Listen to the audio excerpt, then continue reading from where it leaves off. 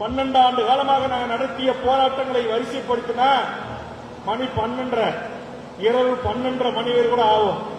அவ்வளவு இந்த மக்களுக்கான போராட்டம்,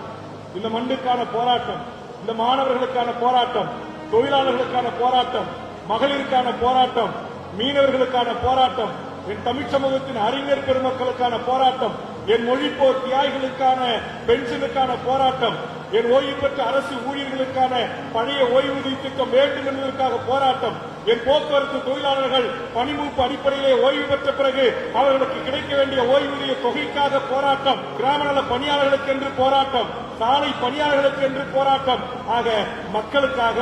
பணி செய்கின்ற மருத்துவர்களுக்காக போராட்டம் என்று எல்லா என் தமிழ் சமூகத்தின் போராட்ட களத்தில் இருக்கிற என் தமிழ் மக்களுக்காக களத்தில் இறங்கி எவரிடத்திலும் ₹1 நன்கொடை பெறாமல் இங்கு அமர்ந்திருக்கின்ற என் கட்சி நிர்வாகிகளுடைய சொந்த உழைப்பில் சொந்த பணத்தை போட்டு